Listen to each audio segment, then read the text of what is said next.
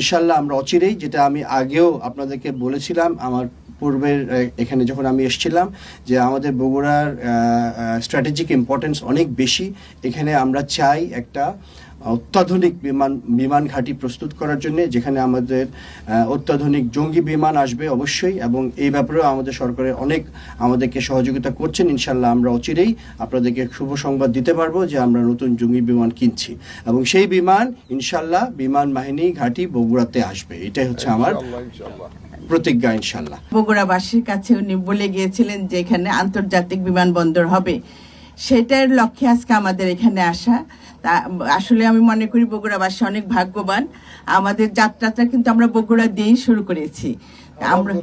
আমরা চাচ্ছি এখানে আন্তর্জাতিক মানের বিমানবন্দর হোক, এবং এই উত্তরাঞ্চলের দিকে কোনো বিমানবন্দর নেই, আন্তর্জাতিক বিমানবন্দর নেই, সেটার জন্য বিশেষ করে বগুড়াটাকে গুরুত্ব দেওয়া হচ্ছে।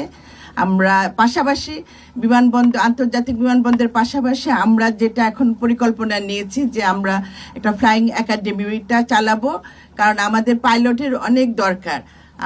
এই পাইলট আমরা নিজেরাই এখানে বাংলাদেশে ট্রেনিং দিয়ে তাদের প্রশিক্ষণ করে তাদের উপযুক্ত পাইলট বানানোর চেষ্টা, এই পরিকল্পনাটাও আমাদের আছে। বৃহত্তর বগুড়াবাসী সেখানে আপনার বগুড়া, জয়পুরহাট, কুষ্টিয়া এবং অন্যান্য জেলাগুলিও উপকৃত হবে যে এখানে যদি একটা এয়ারপোর্ট করা যায়। সেই এয়ারপোর্টটা আমরা আজকে একটা স্লাইডের মাধ্যমে দেখলাম যে কিভাবে করা যায়।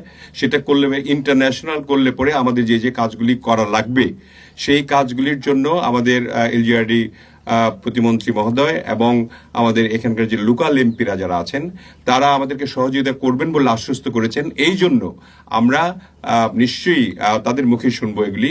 আমরা চাই যে খুবই তাড়াতাড়ি এই কাজটি শুরু করার জন্য। আমরা কোনো লেংদি প্রসেসে যাব না।